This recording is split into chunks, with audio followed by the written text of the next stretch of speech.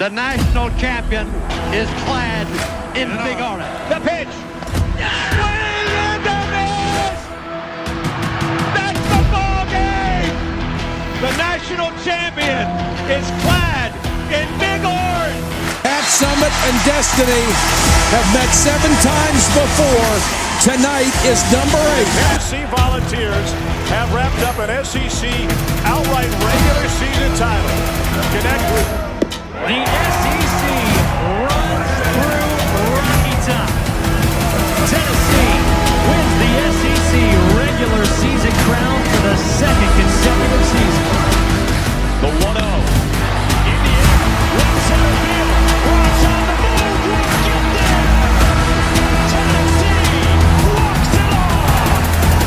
It's a mismatch. Deep three. Come on now.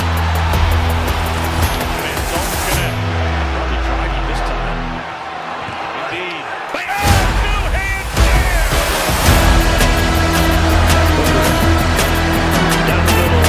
Got it. The fly is high and again. And he's going to take it. Touchdown, Tennessee. Hey, how much fun is this? Man, Rocky Top, this is college football at its absolute best. This is college athletics at its absolute best, man. Welcome into another episode of the Fanatics Show. I am Michael with my co-host Skylar.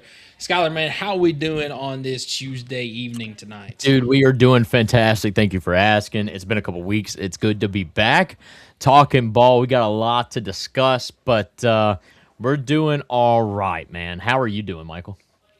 Man, cannot complain at all. You know, it's another day on this beautiful earth here. We get to talk ball once again. We did take a week off last week. I will take the blame for that. You know, I did have some stuff come up. Ended up working out anyway. I think you ended up having to work a little bit later that day as well. But, you know, we're able to do this in the off season. Not a lot to talk about. We'll have to buckle down as it gets closer to football season, though. Yeah. We can't be missing them during football season. But, man, do want to start off by giving a little bit of a shout-out, something that I found out today. So, those of you that have been with us for quite some time, you know that there's a good friend of the podcast that we have, Skeeter. He is formerly of the Woods Water Mizzou podcast. He was the host there. So a couple of years ago, he did have a accident at work to where he actually lost a pretty good chunk of his foot and 3 toes, which is why he comes on as 7-toed Skeeter whenever he talks to us sometimes on here. Got into a little bit of legal issues, something going on with that. I'm not going to get into that. That's his business, but actually had to take a complete step back from social media, podcasting, and all of that stuff as well. Well, he has decided it is time to come back, and he has started a brand new podcast. It is still going to be about Mizzou, but if you get a chance, and I will leave this in the description on YouTube as well, go over to YouTube and give him a subscribe. It is the Sons of the Show Me State podcast is what it is called. But Skeeter, good friend of ours here on the podcast, fellow member of the College Huddle as well, just trying to get started up. Right now, he is sitting at 12 subscribers, 1 video so far, and that video's got almost 100 views on it. So just try to help him out some. He's a great guy. I'm really looking forward to having him on the podcast sometime. But just wanted to give that little shout out before we get too far into things. That's awesome, man. What a cool update to hear, and it's glad that I'm glad that he's back in the community, the College Huddle community. So it's pretty cool, man. It's crazy how these guys been able to wrap together and pull together all these different podcast partners, and how we'd have never met this guy or even known who he was without the College Huddle. So no, it's cool. I'm glad he's back in the game, and I can't wait to maybe do a collab with him. But that kind of scares me, Michael. I mean, I wonder if he got back in the game because he believes the hype around that new quarterback he got. And, but no, in all seriousness, I do have a quick update. If you're on Facebook watching, please share the show. We have technical difficulties. I'm not seeing us live right now on YouTube. So, yeah, it looks like when I look it up, it says the link to watch on YouTube will appear soon. So not sure what's going on with that. Skylar might end up having to look into some of these service requests or something like that on EV Mutts, because it's been the last couple of times we've had a few issues. I'm with telling it. you, it's all season, and I think the software feels the same way. But we got things to talk about. But before we get too far into it, I do want to let you guys know who presents the show, and that is P&L Business Services. We know firsthand that getting your monthly reporting, invoicing, bill pay, taxes, and other essential business services right is critical. That's why at P&L Business Services, we go beyond bookkeeping by providing you with everything you need in your back office so you can have the time back and the peace of mind to do what you love most, which is building your business. Behind every successful business is a great bookkeeper. Guys, if y'all do not want to handle the paperwork, the nitty-gritty, the taxes, but you still want to continue being that entrepreneur, that leader that you are, and just want to work in the field, look no further. Go online to pnlbusinessservices.com. Let the fine folks out of Oak Ridge, Tennessee, help you today. And again, you don't necessarily have to be in Oak Ridge for them to help you. A lot of what they do is remote and through email, so you could be really anywhere in the state. And I'm almost positive you probably reach out to them, but I'm almost positive they're licensed in other states as well. So, without a doubt, no matter where you're listening, if you have a business, reach out to P&L and let them help you. We appreciate your continued support. Michael, what is the rundown, man? What are we talking about? Tonight's rundown, we're going to start off by talking a little bit about David Gabriel Georges. Who? The 5-star running back in the 2027 class, and it's pretty much come down to a two-way battle between Ohio State and Tennessee. It does. You know how I know? Like, quick, health check of our program. Doesn't that feel like in almost every major recruit that we're trying to land, it's always a fight between us and Ohio State? It's either us and Ohio State, and us it's been and that Michigan. I mean, it's us against a big-name school. And that's where I feel like that's how I know Josh Heupel's at least the right guy for recruiting. I mean, yes, this goes as far back as Carnell Tate. Man, I remember him when Josh Heupel first got here, that we were in a battle for Carnell Tate with Ohio State. Now, ultimately, he chose Ohio State, but that dude's now in the NFL, and that's a guy that you were just this close to having, but that didn't stop us from going and lending other major wide receiver talent. And so I love it, man. What an update, and it's kind of cool to just be in these constant battles with, I mean, you could say it. I mean, your top programs in the country. Mm-hmm. Yeah, so we're going to talk about him tonight, give some updates on that right there, kind of our thoughts, an alleged NIL number that Tennessee is offering to him. Alleged. We all know it's more than that. Yeah, probably. Segment 2, we are going to go a little bit beyond the landscape of Tennessee football to college football in general. Talk about the Brendan Sorsby saga that has gone on, that has finally come to an end as of yesterday. But kind of talk about what some of the long-term effects could be on that, on the sport in general, and how it affects Tennessee, or could have affected Tennessee. Finally, the last part, we are going to give 5 players. Each of us are going to give 5 players that we feel like can have a breakout season on Rocky Top this year. So, Skylar kind of adjusting a little something over there. I don't know if that's a hint towards anything, or... Would you like to know? Depends on if you want to do it now or if you want to do it later. I mean, your boy just got, his preview magazine signed by the guy you see on the preview magazine. I mean, come on now. Look at that. Look, you can see that. That's clear as day. Come on now. Sean Bishop got to meet him the other day. That was pretty cool. Before you ask, no, not yet. But we're working on it. But yeah, so I just pulled out the preview magazine because I'm gonna pull out some names that, oh, look at that. That's already one that I see right there that I think could have a breakout year. Look, I'm just doing my homework. That's all I'm doing. Don't ask no questions. And, well, I'll come up with 5 names, offensively or defensively, or dare I say, special teams. Anyways, that's right. I'm looking forward to that segment. All right, well, let's get right into tonight's show, as I will give you our segment 1 sponsor, which is Optimal Asbestos Services. Optimal Asbestos Services offers detailed asbestos inspections and air quality assessments. Whether you're looking to secure your home or workplace, you can trust Optimal Asbestos Services to deliver thorough and reliable solutions. You can contact Jeff Moore at 865-223-3297 for your consultation today, or go on the web at optimalasbestosservices.com. So, David Gabriel Georges, or as everybody's been calling him, DGG. So, his commitment date is officially set for July the 22nd, so we're still just a little over a month out. But man, the juice between Tennessee fans and Ohio State fans, especially on Twitter. I love the smack talk, bro.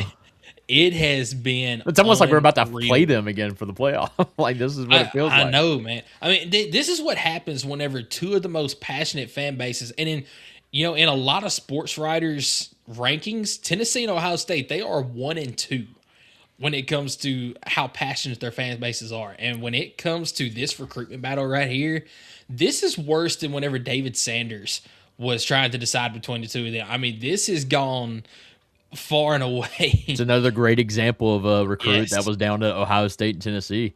And I mean, Tennessee has won the battle. It's not like we lost every single one of them, but man, I really would like to think that him being in Baylor right now, down in, Chattanooga. Mm-hmm. Correct me if I'm wrong, but does he play with or against Peyton Manning's son? Plays with him. With him. Yeah, that's what I thought. But now Peyton Manning's son, I think, was an 8th grader this last season. So I think he was on the team, but I don't think he really played with them.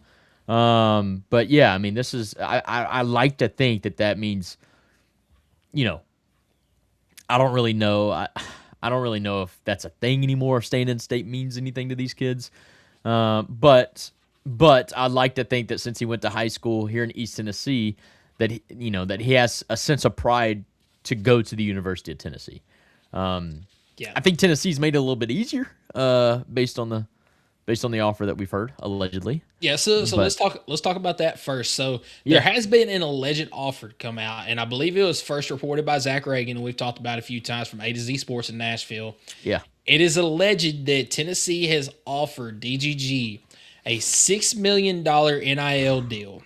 Now, this is not $6 million in one season. From what has been reported, it is over 3 seasons, so it would be $2 million a year. Which, really, when you sort it out like that, this day and time, that's not a bad deal. That's not overspending necessarily. It's also not, definitely not underspending. Running back for the University of Tennessee, to put in perspective, is I would say probably more important than the quarterback, only because when you look at the production of our offense, we're only at our best when our running backs are at their best, right? Yes, 100%. And so when you're looking at teams now, and you've seen some of the reports where teams are spending $40 to $45 million on a team per year, $2 million on a running back is like, oh, I mean, okay, like that's a fair balance. You spend $2 million on a running back, you spend maybe $3 million on a quarterback, and then maybe $1 million per receiver, and then maybe $1 million per lineman, and then you have $20 million to spend on the defense. So, I mean, yeah, when you break it down, when you think about it, especially with how dramatic, I mean, we thought about like 3 years ago, we thought spending $5 million on a team was just absurd. And then the Nico deal happened, which is the $2 million a year, right? You got the alleged $8 million over 4 years. That went fantastic. So no, I am intrigued to see how this goes. I also want to know, in this deal, right, for 3 years, does that mean in that contract, if he were to sign it, is he locked to Tennessee for 3 years? Because that's the last thing you want to do, is invest in this guy as a freshman, a true freshman, get him right where you want to be. And mind you, he'd probably play as a true freshman, but you get that experience in him, and then he's bound to have a breakout year his sophomore season, and he's like, peace, I'm out of here, I can go make more money somewhere else. That would be the heartbreaker for Tennessee, right? So I would like to know the details of this contract, of this alleged deal that we've offered, but probably won't know those details until he commits, if he commits to the University of Tennessee. Yeah, and that's the big thing is, to my knowledge right now, can college sports really do multi-year deals like that? Or is it still just a year-by-year thing? So if Tennessee is allegedly offering this $6 million over 3 seasons, is it a guarantee that he's going to be here for 3 seasons? I don't think they can. I don't think they can either. Yeah. But there could be a buyout. I mean, you've seen Arkansas with the Iam Aliava brother, Madden. You've seen, Arkansas sue Madden to get that money back because he only committed for like months. I mean, I don't even think the kid played a game for Arkansas. He didn't even go completely through spring practice with them. Right. So I'm intrigued to see how that goes. But most importantly, I think this is a huge recruit, not only for Josh Haidt, but this would be his best running back he's recruited. And you've seen what he's been able to do with lesser, and I say best rated running back. Let me put it that way. And you've seen what he's been able to do with 4 stars. Could you imagine if he got a 5-star, one of the best in the nation? And DGG. How important is that for Tennessee? To make sure that you lock down the top player in the state, because right now he is the number 2 running back in the nation. He's the top player in Tennessee in the 2027 class. And the fact that you're fighting the likes of Georgia, of Ohio State, Ole Miss is still being listed in there, but I truly think it's down to Tennessee and Ohio State. Yeah. If you can beat out Ohio State for the top player in your state, that would be huge for Heupel and for Tennessee going forward to know, hey, we're back to the point where we can start locking down the top talent in our state. I think that is, for the University of Tennessee, that is a pride thing. That is a coaching saying, hey, I can lock down our grounds and I can go into somebody else's state and pick their players, right? I mean, some of our best players come from Georgia, right? I mean, Georgia's got loads of talent. Virginia's got some talent. Carolina's got talent. So anytime we can go over there, take talent. I mean, I know this is back in the later days. We were a little bit younger, but when you could go and recruit Carolina and keep South Carolina from being tough, that helped you on both fronts because you're able to take that talent, you're able to be a better team from it, and keep your competition from being better, right? So that works both ways. So the fact that we can go recruit our home state, keep other teams from plucking kids out of our state, and then go into their state and pick their kid. That is the goal. And I think Josh Heupel has kind of gotten the program to that healthy state of where that's not really an issue as much. I mean, for instance, I don't know if you want to talk a little bit about recruiting, but you just got Malik Howard from Oak Ridge, who is a 4-star tight end, an absolute dog. I'm gonna get to watch him like a lot this season. I live 20 minutes away from where he plays football. That is a kid. That is an East Tennessee kid, played at Oak Ridge, could easily be a wide receiver and just absolutely dog walk, but got to give kudos to the coaching staff at Oak Ridge, continuing making him play as a tight end even though he's the best player on the field, and teaching him the game of football and how to be a blocker and how to teach him the whole game, even if that's not for the team's benefit, just because they know that that's what that kid's going to be able to get paid a lot of money to do in the future, and they got it. So Malik Howard is just one of those examples right here in basically the home city. I mean, Oak Ridge is just 30 minutes outside of Knoxville. So that's a cool example of being able to lock down your talent. I mean, let's just talk about over the last week or two some of the in-state talent that Tennessee's been able to lock down. One of the biggest names was son of former Tennessee player Kevin Simon. Kevin Simon II. He flipped from Alabama to Tennessee this past week. He's a goes to Brentwood Academy from Brentwood, Tennessee. You already mentioned Malik Howard. Then you had Princeton. That's not in the last week, but just today you had JP Peace from Maryville, 3-star linebacker committed to Tennessee as well. Dude, that is. You had Dayon Cooper from wide receiver from South Pittsburgh, committed to Tennessee yesterday. So I mean, these aren't just real big standouts, 5-star talents, but there's some 4-stars in there like Kenneth Simon is.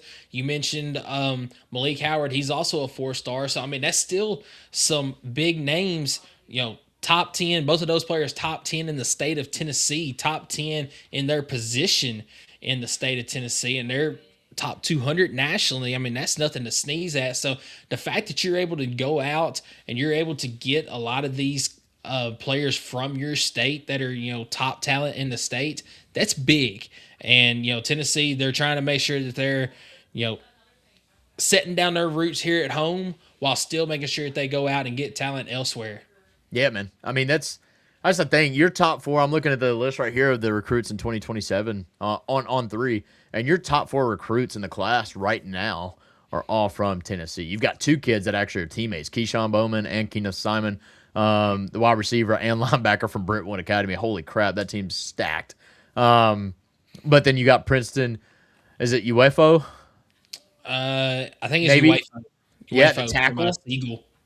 He's a 4-star tackle. I mean, that's huge, man. To be able to keep recruiting the tackles the way we are, that is absolutely massive. Malik Howard, we've already mentioned him, 4-star tight end.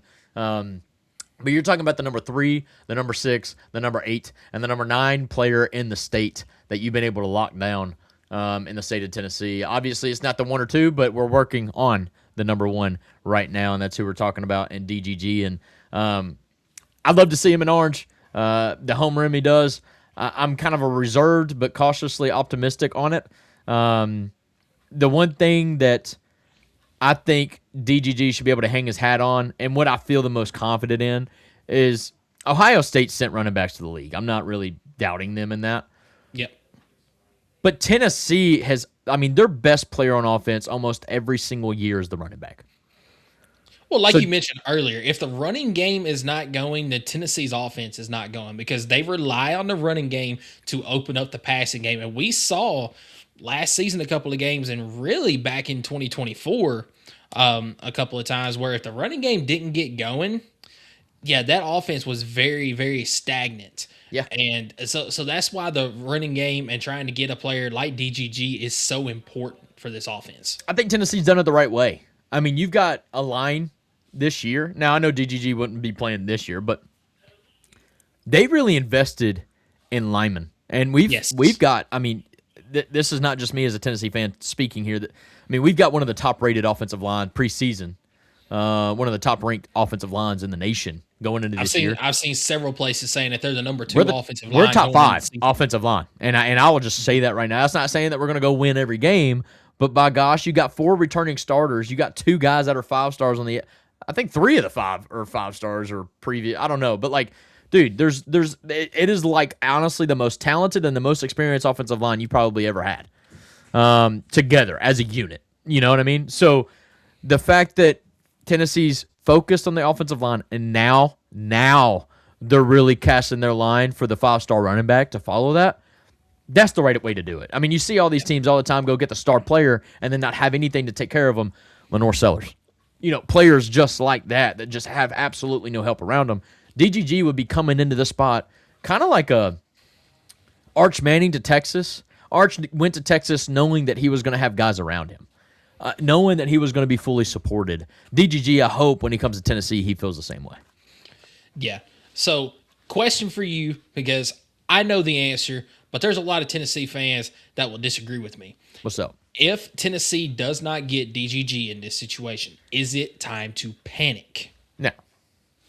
No, exactly. Guys, because Tennessee... This guy is a former walk-on from Carnes High School, and he is literally and seriously all SEC, I believe. Yes, all SEC, and he could honestly be in the Heisman conversation. I'm not worried about getting the 5-star running back or not. I think Josh Heupel in this offense is going to put whoever's at the running back position in the best position possible. Same with the quarterback. To be honest, let's look at the running backs at Tennessee since Josh Heupel has got there. We'll start with Tyon Evans. He was only there for one season. The transfer with Josh from Heupel. North Carolina. Where did he transfer from? I forget where he transferred from. He transferred to North Carolina after he left That's Tennessee. Right. Him and Todd Chandler. Yes. Dang it. Yeah, Todd Chandler too. Neither one of them were super highly rated recruits, but they came in and they did very well. They got some yards, man. Yeah, I think of the Missouri game in particular. Yes. That 92-yard touchdown that Tyon Evans just shared that actually not too long ago. Yeah. So, you look at that right there. You also think about Jabari Small. He was, a 3-star running back? Never was the best running back out there. He was oft injured as well, but, man, he made the most of his time. That dude was consistent. And that move that he put on that Kentucky defender was nasty. Yes, it was. He just hit him with the stutter, like the stop, and then that Kentucky player just went right by him. That was a smooth run from. That's probably my favorite moment from Jabari Small. Yeah, Jalen Wright. He's like Todd Chandler's sigh. Yeah, I feel that. But go ahead. I do, since you brought up Logan's comment, I do need to give him a little bit of shout out. I believe he is getting married in the next 2 weeks. So, oh boy, congratulations to you, Logan. Congratulations, bro. You do still have time to change your mind if you want to, but no, appreciate you. Gotta get them golf trips in now, my boy. That's exactly right. But going to the next running back, Jalen Wright. Yeah, he was not a true running back. He was a track star turned running back. And, look what he's doing in the league now. He's not a standout by any means, but he's a solid contributor on that Miami Dolphins team. Yeah, solid 2-3 back. 2B, I guess. I don't know. He had some guys in front of him, but he's working his way up. He's only getting better. He's only getting more experience. And you're right. He saw playing time as a rookie. And quite a bit of it. So, I agree with that. DeSamp, obviously the most talented overall running back that we have had at Tennessee to this point. I mean, he's already doing it at the next level with the Cleveland Browns. He also wasn't a 5-star. Yeah, he was not a 5-star either. But he just had that talent, and he had that, like you said, that dog about him that, what did he have? Almost 1,500 yards his last season here before he went to the pros. Yeah. I mean, SEC's leading rusher that season. Then we go over to Deshaun Bishop, as you mentioned, a former walk-on that was in the top 3, top 4 in the SEC last season in rushing yards. We still got him back this year. You've also got, give me just a second to look up his name. He's a transfer from Tulane, Javin Gordon, that's going to be right behind him, not to mention what you have pretty much right next to him. Dwayne Morris. Yes, Dwayne Morris. I mean, you've got talent there that, no, they're not 5-stars. We've seen Morris a little bit last year, not a ton. Dude's bursty, though. They're not 5-stars, but they're either 3-star or 4-stars that I'm very confident in. I feel like that, like you mentioned, as long as you have a good offensive line, you've got a good support staff around them, this running back group is going to be good no matter who is there. Now, would it be awesome to have a 5-star in the backfield behind this group? Absolutely.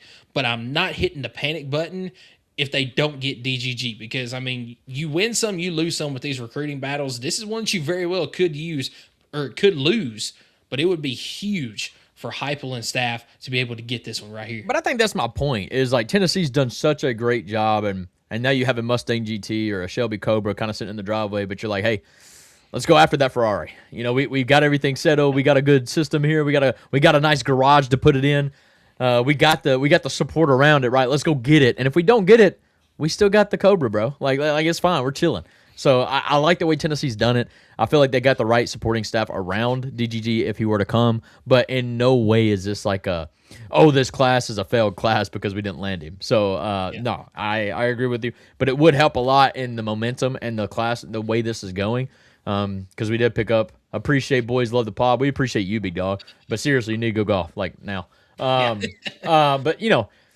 this class is coming together. It was slow starting, but we picked up a lot of traction, like you said, just the last week, but the last month in general. And I can't wait to see July. I mean, is usually your big, heavy commitment month. That's a lot of when your official visits are ending, and so I cannot wait to see what that brings. That's also dead period. It gives the coaches more time to go recruit. I'm excited to see what July may bring. If we're gaining this much traction now, man, I'm looking forward to what July brings. Yep, I'm right there with you, man. So, do you have anything else on DGG or the recruiting class before we move on to our next segment? No, man, but if you're not familiar with DGG's game, just do yourself a favor, look up some highlight reels, and then also maybe go catch a game or two. It's just in Chattanooga. It's not that far away. And he plays in the East Tennessee, so I mean maybe you can find an away game where he's coming up a little bit closer to you. But just go watch. You'll understand why this guy's so highly coveted. Yep, 100%, man. So we're gonna move on to our segment 2, and I will give you our segment 2 sponsor, which is Kaizen Painting. Do you want a colorful life? Kaizen is a painting and drywall company that provides residential, commercial, exterior, and interior services. At Kaizen Painting, we understand the importance of a beautifully painted home and properly installed and repaired drywall. We're here to bring your vision to life. We care about providing you with a personalized, efficient, and quality service. If you live in Knoxville and surroundings, contact us for a free estimate at KaizenPainting.com. Color your life the Kaizen way. So our segment 2 topic, we're going to extend a little bit out from Tennessee sports, go to college football in general. We're going to talk a little bit about Brendan Sorsby. So if you have been living under a rock for about the last 3 who's Dylan months, Sorsby? I don't know who Dylan Sorsby is. I know who Brendan Sorsby is. Oh, Brendan, sorry. Yeah, my bad. I don't know why I Dylan. I don't know why we just talked about DStamp not too long ago. So, I don't know. Brendan Sorsby. But if you've been living under a rock for the last 3 months or so, it came out. I actually have the timeline here. April the 27th, 2026. He entered rehab for a gambling addiction. So, first off, coincidentally, after he got caught. Yes. First off, it is illegal to gamble on sports if you are a college athlete. It's not illegal to. Uh-huh. It's not illegal. It's illegal if you're under 21. It is against the NCAA rules to gamble as a college athlete. So it's illegal. No, because as we literally seen in this case, it is not illegal because the judge literally granted an injunction and granted him eligible. Literally this last week. I mean, we're going to get to all that, but like, it's not illegal to bet. In fact, you're allowed to bet on, I think, like various multitude of sports that are like completely unrelated to like NCAA or like pro sports and stuff like that. But the safe measure was to not bet on your sport. So like, don't bet on NFL if you're a football player in the college. And then also the big no-no, which is exactly what he did, is bet on your own team. Yep. Don't care if you bet them to win. It doesn't matter. Don't bet on your own team. It severely raises questions and concerns about the integrity of the sport, and that is something we do not need with all the conspiracy theorists that's already out there. Mm-hmm. That's the last thing we need. Now, I guess the silver lining of all this is he did bet on his team to win. So it's not like he was out there throwing or anything like that, which he wasn't even playing, I don't think, for Indiana when he was doing this. This is like the craziest story ever. I was going to say he wasn't on the field, but he was on the team in Indiana in 2022 whenever all this began. But I'm pretty sure he was underage gambling. Oh, 100% he was. That is what was illegal. Not necessarily him being a college athlete betting on games. That's just against NCAA rules, which mine and your definition would be illegal, but it's not federal, right? So it's not technically, whatever. So, man, the latest update, right? So start to finish, as you were saying. He transfers to Texas Tech. He goes into rehab. He gets caught. He goes into rehab. Yep. So that was on April the 27th when he entered rehab. I don't remember the exact date that he got caught, but it was not too long before then that he was caught. I would say it was like 2 days before he announced that he's going into rehab. Probably. So 3 weeks later, May the 18th, the NCAA ruled him ineligible and filed an injunction in Texas court. Which is crazy because him being ruled ineligible, like 99.7% of America, because that 0.3 is Texas Tech. This is no surprise. No, not at all. Any other player, unless they play for Alabama and kill somebody, is ineligible like the moment this happens. You broke a clear-cut black and white rule in the NCAA. Mm-hmm. You broke it. There is no, he's innocent. He didn't mean it. He's got an issue, so he's okay. I'm sorry, but like I have family that has some issues, but like if they do something dumb, you still got to face consequences. Now you can get help to be better from it and learn from those situations, but you don't get a get out of jail free card because you're pulling the card if you got an addiction. Yep. And is that not what Brendan Sorsby did? That's pretty much what he did. And it worked. Yeah, because on May the 21st, 3 days later, the injunction was granted by a Lubbock judge restoring eligibility with a 2-game suspension. We're just gonna tap you on the wrist there, buddy. You know what's crazy? Is this ain't even the first judge. The first judge said, no, I'm not a part of this because this is muddy. Kind of like the Tennessee judge I think did for Joey. The first judge, initial judge, was like, nah, it's not a good look. I went to the University of Tennessee, not gonna do this. Well, the second judge that Texas Tech went, also an alum from Texas Tech, clearly didn't have a problem with doing this. I mean, I don't know how in anybody's right mind this was the right move. But from that, he gets granted eligibility, right? NCAA can't do anything. The college football world went erupted. Nuts. I mean, and this is where I gotta give kudos to, I call it Vol Twitter, but this is like college football Twitter. So this is I actually saw the perfect example of the way this situation went down, and it reflects back to Tennessee. So you remember several years ago when Vol Twitter completely caused Tennessee to back away from the Graciano hire? Well, yeah, because we were about to burn down Neyland Stadium if we hired it, dude. This is the larger scale version. I don't really like that comparison because the guy that we ended up getting instead of him really didn't pan out too well either. But it's fine. Does it not fit this perfectly? I mean, it does. They grant him eligibility, and college football world goes absolutely nuts. And then now, as of this says today, this actually happened yesterday. It did. Texas Tech and Brendan Sorsby mutually parted ways, and Sorsby applied for the NFL supplemental draft to go to the NFL basically immediately. After all that work and getting the answer they wanted, and yeah, he's gone. So here's the thing that I kind of struggle with. Texas Tech poured all that resources in there because they were desperate. They need a quarterback. They were going to fight for a guy that even they knew was wrong. But I'm going to give all the kudos and the credit to the Big 12. Yes. I think Big 12 was what made this ball. I know we're going to say national, media, but there was teams and there was athletic directors from the Big 12 going straight to the commissioner saying, hey, we will not play this team if that guy is suited up playing for Texas Tech this year. They didn't care what the NCAA was going to do punishment. They didn't care about contracts. They understood what was right and what was wrong. And I think that was enough that Texas Tech realized that they bit off a little bit more than they can chew. And I think ultimately this was probably the only outcome that, keeps the sport sane. I mean, seriously. There's no way I think that the college football season, even if Texas Tech would have lost some games and not even been in the national spotlight picture, it would have still just been that big of a story, and how he's even playing after allegedly betting on games, and how other players are going to think that they can bet on games now because of it. It's one of those things where it just opens up the floodgates on so many different things. But could you have imagined if Texas Tech, because of that easy schedule that they do have, they're taking away another playoff spot from a team that's rightfully deserving just as much as they are, right? But they didn't have some drama like that. They didn't have a player that would have been deemed ineligible by the NCAA instead. You know what I mean? It would have just been so ugly.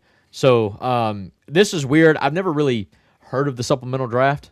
I've never seen it really come into fruition until this year. But what I really love about this whole situation is everybody's already forgotten about the Nico drama. So cool. Thank you, Brendan. You've done a great job for us. Thank you, Texas Tech. We are no longer the biggest mishap in quarterback situation history. I love that. That's awesome. Yeah, thank you. Absolutely. I do kind of wish in a way though that Brendan Sorsby had stuck around until next season, because here would have been a really good kicker. So as you well know, the college football playoff committee, or the college football playoffs in general, it's not under the NCAA. That's a completely the playoff separate isn't. Yeah. entity. I mean, they could have enforced Texas Tech to not play.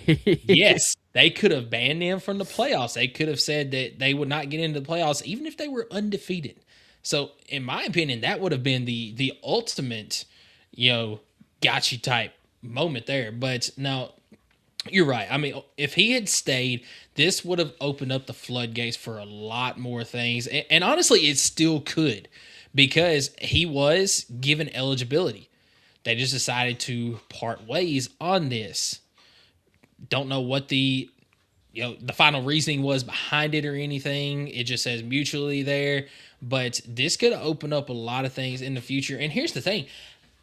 Because he was granted eligibility on this, how in the world can the NCAA now deny eligibility to any player for whatever reason?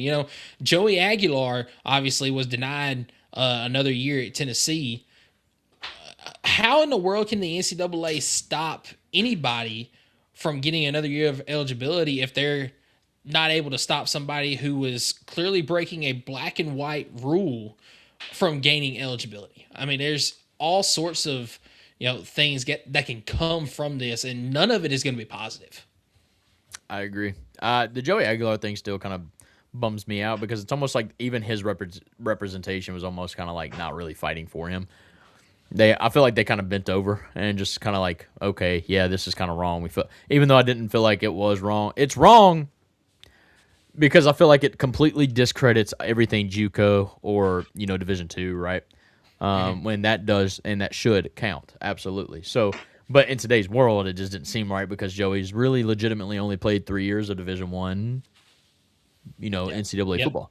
So, but no, that one still kind of baffles me. But I think overall, for the health of the program, it's probably still the best move. I think having this healthy quarterback battle between GMAC and Fajon, a quarterback battle which, when they were recruited, they knew that this was going to be the year that they could fight for the position. I think that's overall healthy. You fulfilled your promises to those recruits and those two quarterbacks, and now the ball is literally in their court to go out there and take the job. That's exactly why they committed to the University of Tennessee. And if Joey would have stayed another year, you probably would have broke a promise there or whatever, and now you're losing both of those guys, and you're going to have to continuously always find the next quarterback coming into the rotation. And that's not necessarily healthy. And when we're talking about a program that's not had back-to-back repeating starters since Josh Heupel's been here, we can say it's Hendon Hooker, but he didn't start the first season. Joe Milton did. But either way, like, I think this is the healthiest the program's been in a while as far as just overall position battles. I mean, I flipped. The page that I opened was actually linebacker room, and like, oh my gosh, I seen all four guys, and I was just like, yo, we got a stacked. That's a linebacker room right there, baby. Let's not even talk about the transfer that came in or anything. So, I mean, I'm just really excited about where this program's at, the depth that we've been able to build, even with this crazy age. Man, it's a good spot. Yeah, absolutely, man. Well, you got anything else on this Brendan Sorsby saga right here before we move on to our final segment? Nope. I just like to know that when I place my bet on this soccer game right now, football game, I ain't got to worry about my business saying, you're ineligible. Like, I'm still going to go work tomorrow. Yeah. It's nice. You know, this could have very well been a podcast topic as well. You know, have you seen all the beef about all these European guys are talking about how college football doesn't know anything about this right here, and college football people were like, yeah, look at this this aura that we got right here, and it's just back and forth like it has been. One thing I got to give credit, like, dude, and I know we're hosting the games, but I got to give credit to all the international fans that have traveled to the U.S. Yep. And like, because I've been watching the World Cup. I don't know why. I think it's just because it's that time of year. There's absolutely nothing else on right now. The U.S. Open's this weekend, thank God. But like, dude, they're loud, bro. Like, it's been great. Like, I love the games that are a little bit more, you know, obviously I hate watching a 0-0 or a 1-1 game, but like, I also hate the fact that they can tie. That is stupid. But the crowd work, bro. Kudos to the crowd. They are absolutely crazy. And I love a passionate fan base, and I feel like the World Cup's got that. I can respect it. Is that fair? I'm not a big soccer guy. Really not a big soccer guy at all. But when I see those fans going absolutely crazy, and then you just hear the announcer, go! And they hold it for like 20 seconds, I'm like, okay, I can get behind that. That's pretty good. That's all right. Yeah. So, nah, man. Well, we're going to move on to our final segment. But before we do that, a word from our segment 3 sponsors. let's go.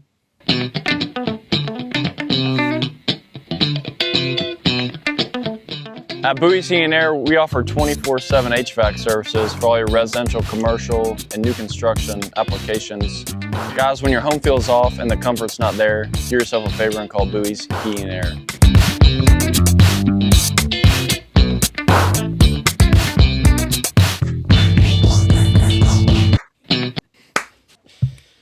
So that is our segment 3 sponsor, Bowie's Heating and Air. That needs to be our intro song, bro. I'll be like,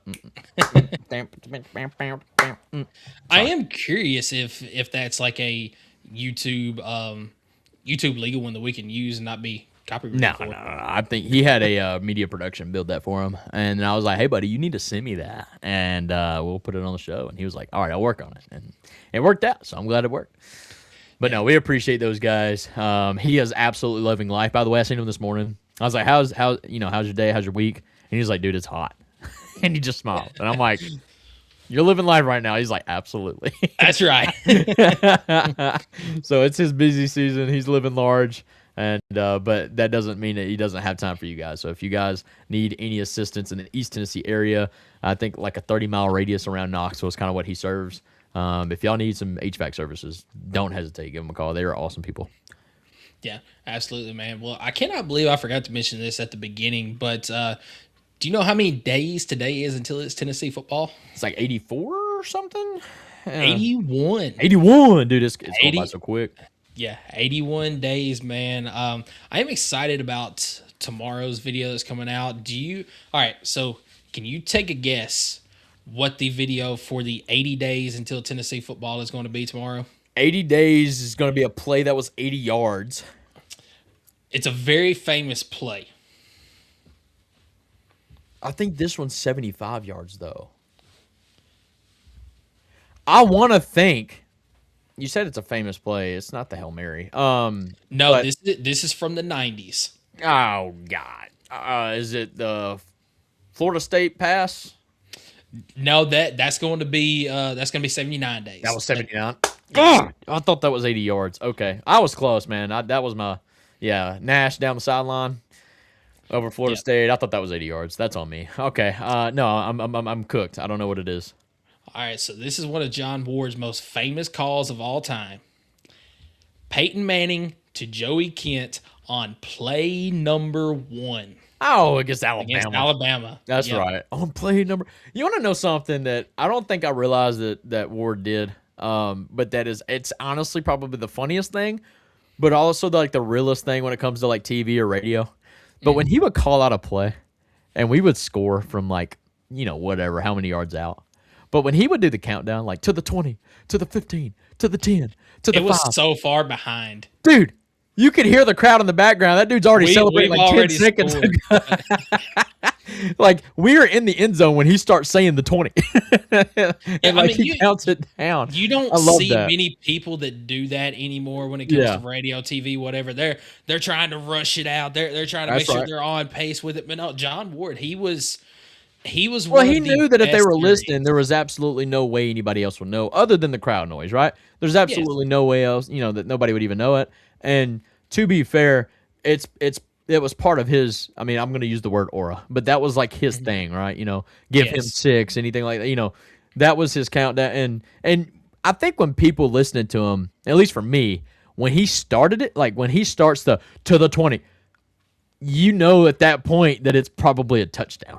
And so you're waiting for him to say to the 10, to the 5, give him 6. That's just I love it. But no, I thought that was funny. I was watching a clip the other day and it had his voice over it, and they're already doing their dance and he's still saying to the 10.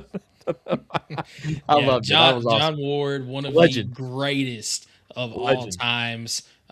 Rest in peace. When I first started doing PA announcing, because I did that for several years after graduating. I kind of wanted to do that, but I left my hometown. But I did. I like that. But he was definitely my inspiration for that, because not to steal things from him, but I would always do the give him 6 whenever Cornersville scored a touchdown. You couldn't really announce during the play as the PA announcer, but after they scored, I'd come on, give him 6, touchdown Cornersville or Bulldogs, whatever I decided to say at that point. But no, it is they didn't score very much against Cornersville whenever I did that, but they are now, so whatever. they kind of swap places there, but no, John Ward, one of the greatest of all time. We're in our golden era right now, baby. Let us live. We absolutely are. But anyway, back on topic here. 5 players that we feel like will have a breakout season in 2026. And you can take it defensively, offensively, special teams, whatever the case may be. Just 5 players that we feel like could have a breakout season this year. I'm pulling. I'm kid in the candy store. I'm grabbing the easy stuff, right? I really am, because if he stays healthy, there's absolutely no way my number 1 guy is Ethan Davis. You've seen flashes of it when he was healthy, and there was absolutely nobody else in the room last year. Think about the Florida game, and you're like, oh yeah, that dude's a dog. And that's somebody that we've been waiting on to get healthy, and he's come around as a player. If he can stay healthy this year, without a doubt, he's the guy. And he is such an athlete. I cannot wait for him to explode in this offense. Yeah. So that's your first one there, Ethan Davis. That's my first one. I'm sorry. Yeah. I understand. That's probably one of your guys. But, there is absolutely no way he doesn't explode. There's no way. No, I'm saying, genuinely, potentially, the best tight end in the SEC. Oh, yeah, he absolutely could be. And, talent-wise, he probably is. It's just a matter of, as you mentioned, if he can stay healthy or not. That's right. Yeah. And, I really don't have a 1 through 5 here. These are 5 guys. That's on me. I'm sorry. Yeah. No. You're good. Yeah, you're good. But I'm good. I'm chilling. One of the guys that I think could absolutely have a breakout year, I already mentioned him earlier, Javon Gordon, the transfer from Tulane.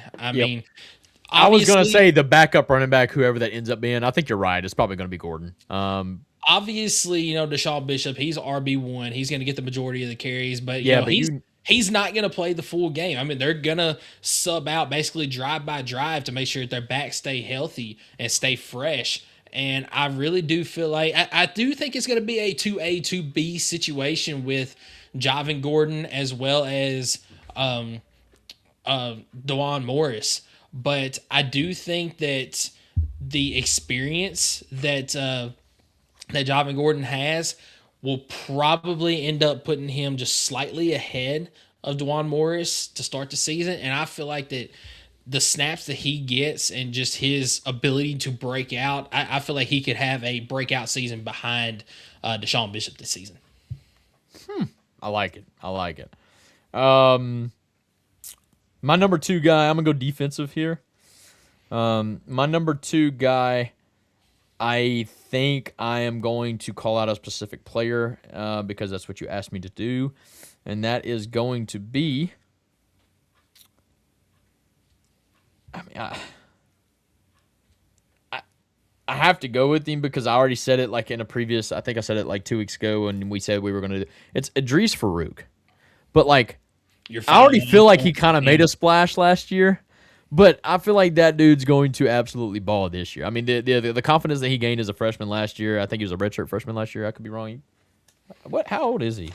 Let's see. I am actually. He's a true junior this year, so he was a sophomore last year. Okay, so he was a true sophomore, not a redshirt freshman. Okay, so yeah, but I mean, the experience that he gained last year and the way he played, I mean, a lot like Ty Redmond, man. I mean, I felt like kind of in the beginning of the year, he just kind of struggled a little bit, but you kind of knew from the very beginning, I'm like, hey, that's one of our harder hitting defensive backs, and we actually were able to retain him this year. He's a great defender, pass deflector, plays the ball very well.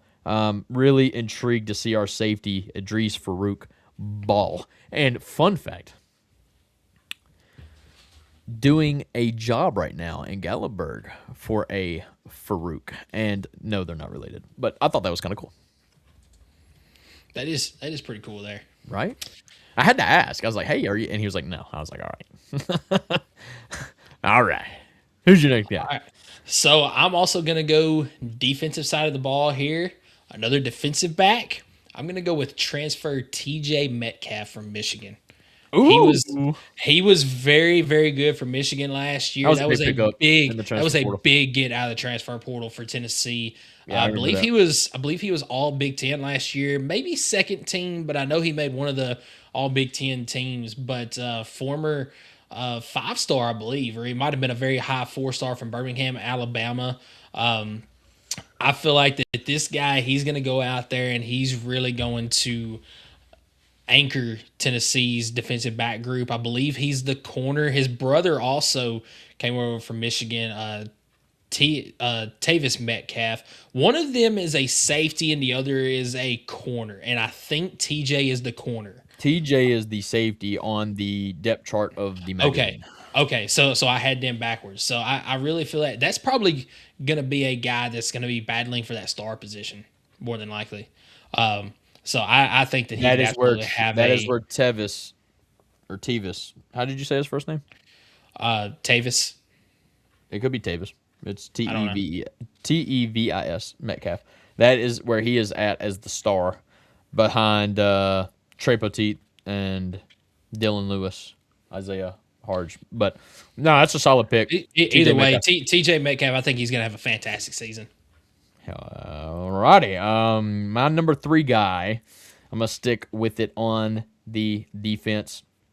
I'm going to go with a guy that I don't necessarily know if it's going to work out, but I know we're going to need it to work out. And that is, and I wanted to go a different direction, but he's already shown me health issues in the spring.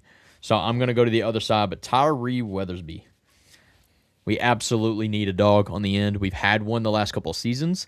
Who is it going to be? Who's going to step up this year and be that kind of guy? I need it to be Tyree Weathersby. I really do. I think he's bound to have a great year. He's wearing a good number 18, I believe, this year. Go be a dog. Go get the quarterback. Make life easy on the back 7. That's a good pick right there. Thank you. So I'm going to go back over to the offensive side of things. I wanted to do David Hobbs, but he already got hurt in the spring. So yeah.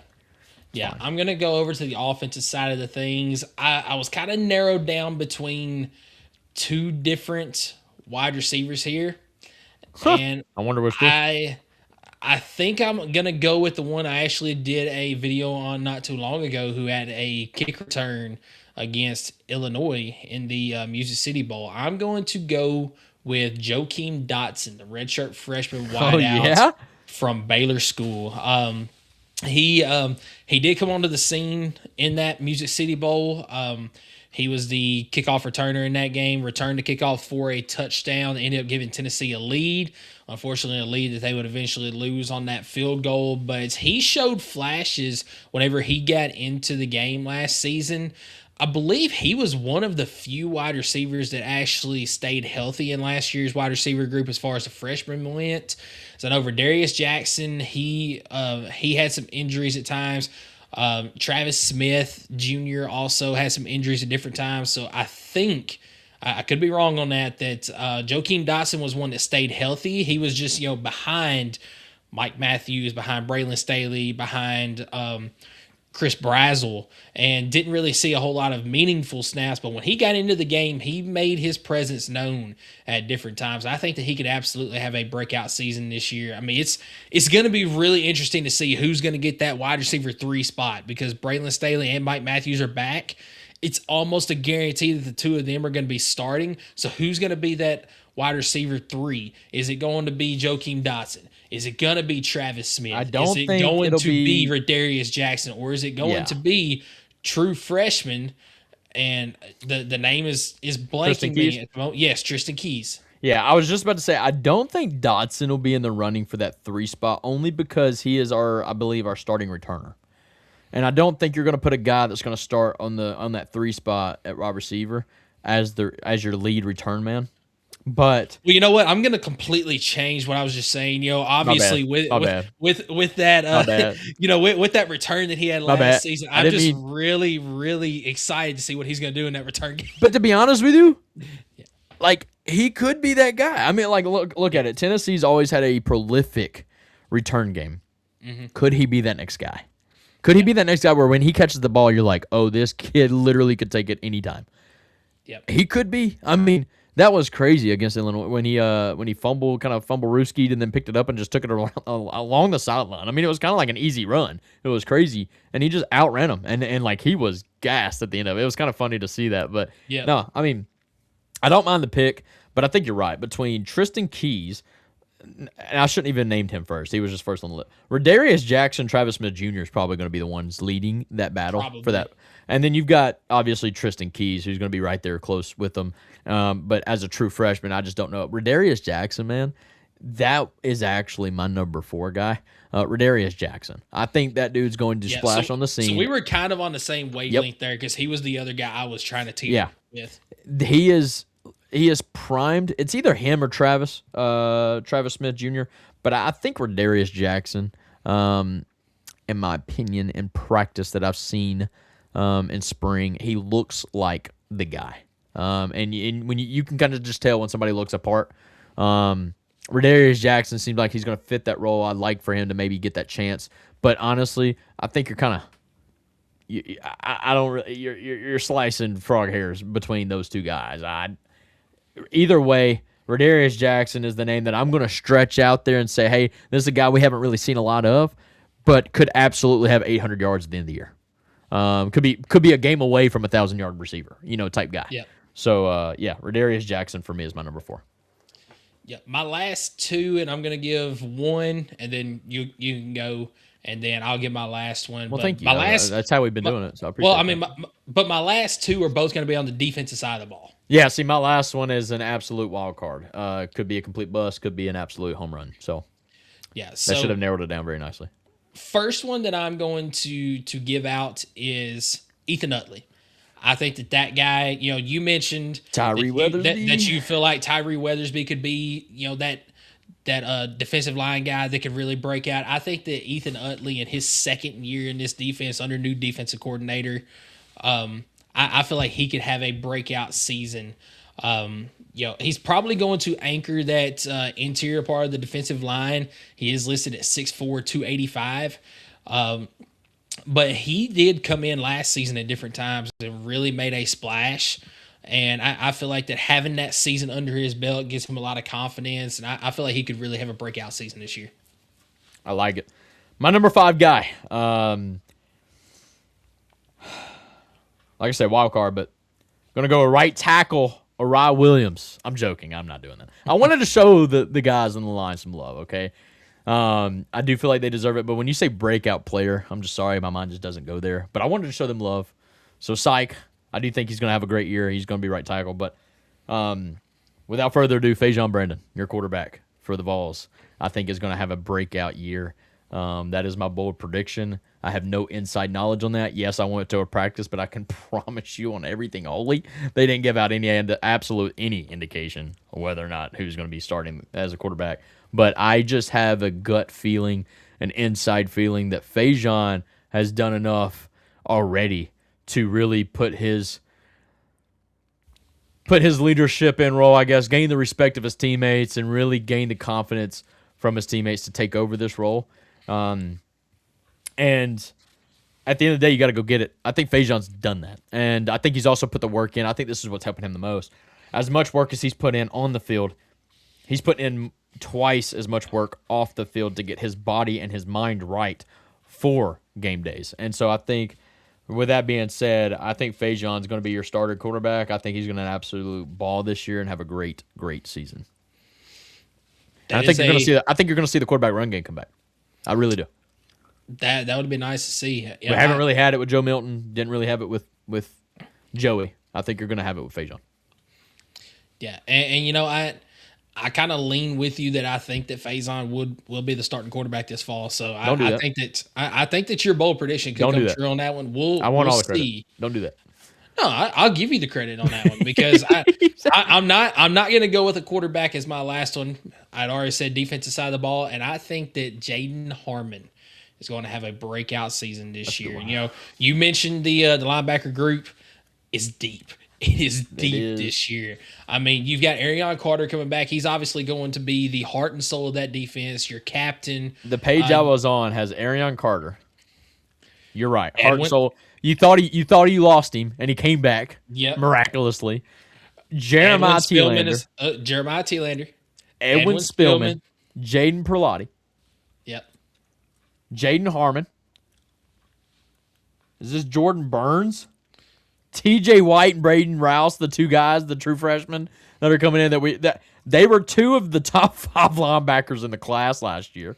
And then who was I thought we had, is it Amari Campbell? Linebacker. Yes, Amari Campbell. Yeah, actually, Amari Campbell came in here. I got it mixed up who I was talking about. It was Jaden Perlotti I meant to say instead of Jaden Harmon. I do think Jaden Harmon. Nuts. I do think that Jaden Harmon could also have a good season, but it was when you said it, I thought you were talking about Perlotti. Yeah, because Perlotti kind of splashed the scene late in the year last year, kind of a lot like who is the linebacker that blew up against Clemson? Oh my goodness.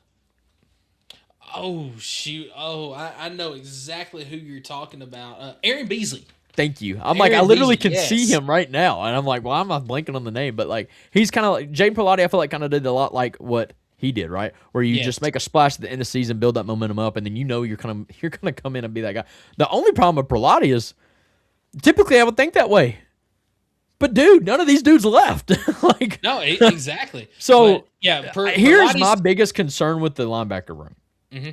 I'm afraid that Thielander is going to have to step his game up, or he will get jumped in the depth. That's the thing. Thielander's going to have to play his best ball. I feel like the linebacker group is one of the deepest position groups this season, and we have not been able to say that. We're going to have 3 linebackers on the field. Yeah. I mean, we talk about the star position may not even be a thing because we're going to have 3 linebackers. I don't know. It's going to be crazy. We're going to see how it unfolds. Yeah. We may run 3 down linemen and just do 3 linebackers and then do your 5 defensive backs. Do a 3-3-5. I don't know. I'm very intrigued to see how we run our defense. Yeah, so no, you're 100% right. If Jeremiah Thielander cannot step up and show that he is one of those better linebackers, he's going to get jumped by somebody. And as I mentioned, Jaden Perlotti's who I meant instead of Jaden Harmon, but Perlotti, you mentioned. I did. I fumbled hard on that. But Jaden Perlotti, he came on late in the season last year, stepped up when he needed to as a true freshman, and you want to talk about a hard hitter. That dude is a ball hawk. He's going after it every single time. And just his raw talent, yes, he was in the wrong place. Sometimes he would make the wrong read, but just his raw talent, his skill set, his speed really can get him caught up to a play that he made the wrong decision on, that he was a little bit behind, something like that. So I feel like that another year of experience, and Jaden Perlotti could have a breakout season in his true sophomore year. Granted, he's going to have to step up his game a little bit to be able to get that playing time that he probably wants because of the experience that's ahead of him. But that is a viable option as far as a backup linebacker right now. Right on. And there you have it, our 5 players that we feel like are bound to have a breakout season. I like my 5, man. Yeah, I like mine as well. I feel like that both of us have really good lists there. And our goal is not to pick out the hottest name. I mean, breakout season meaning you're not really expecting it. If we were picking out, the hottest name that we feel like, yeah, they're going to have a good season. All right, Mike Matthews, Braylon Staley, Deshaun Bishop, Arion Carter. So, right on. But no, I'm really going on a limb there because I think two of the guys of my 5, I don't even know if they're starting. But I hope they will, and I think they'll explode if they do. So yeah, I think Metcalf for me is probably going to start this season. Obviously, Javon Gordon is not starting. He's going to be RB2.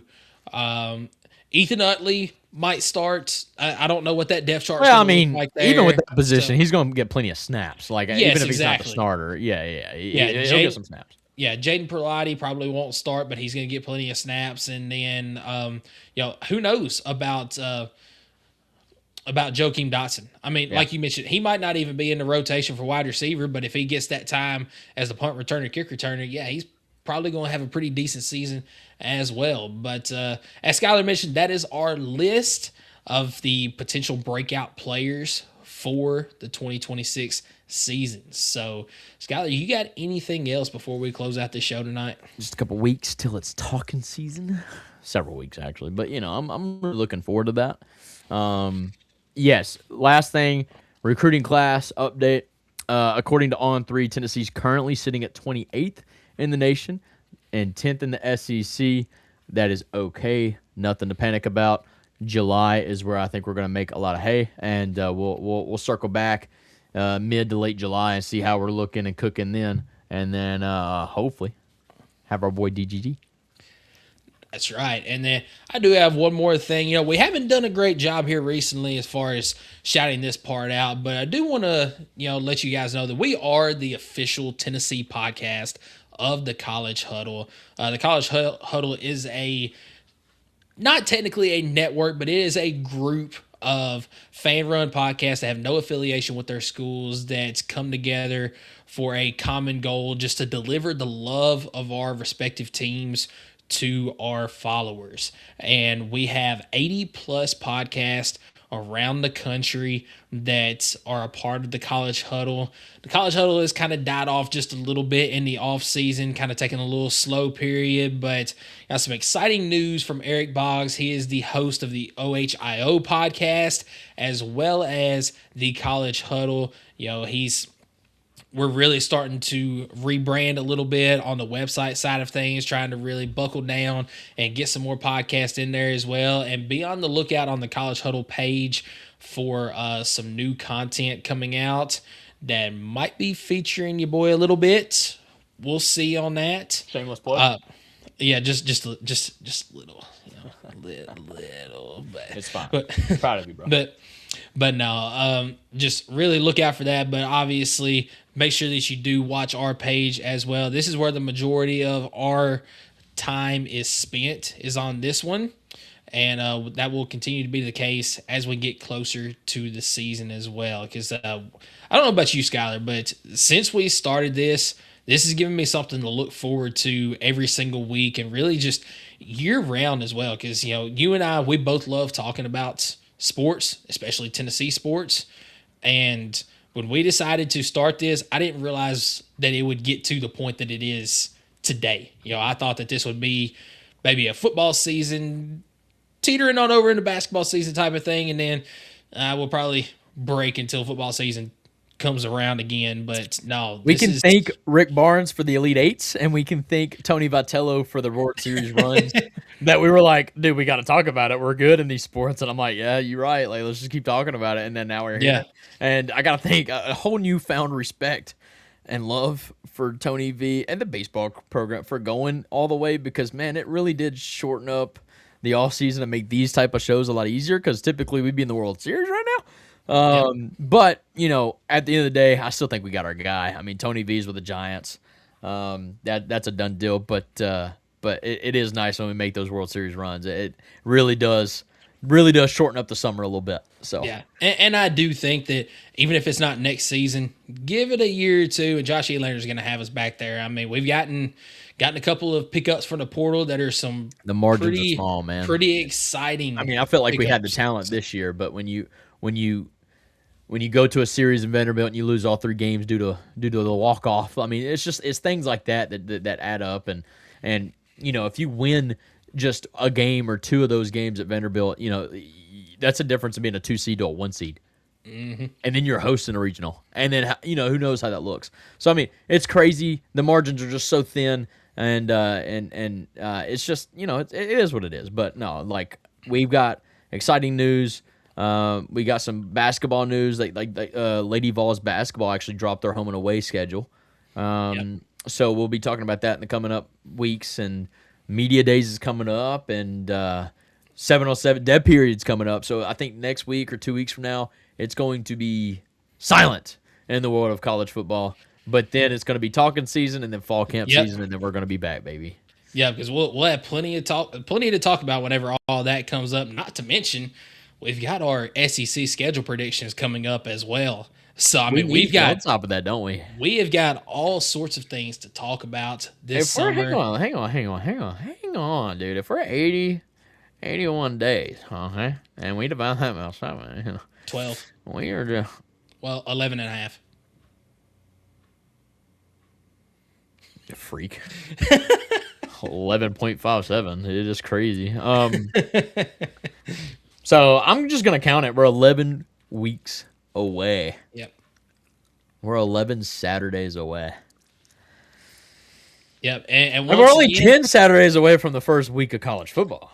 Exactly, because so we're counting down to show. Yeah, we're counting down to Tennessee football, and it's less than that until college football starts. We got 16 teams, and if we do 2 teams a week like we normally do, or however many teams we do, yeah, we need to get on top of it. Coming up in a couple weeks. Yeah, we need to get on top of it. That's awesome. All right, baby. I'm going to be working on a schedule for that this week. Let's go. Y'all stay tuned. We'll get on that. And I do want to give a big shout out to everybody that is subscribed to us on YouTube, everybody that has followed us on Facebook as well. We're up to 2.5K followers, 2,500 followers on the Facebook page. We do have an Instagram account as well that's really getting up and going.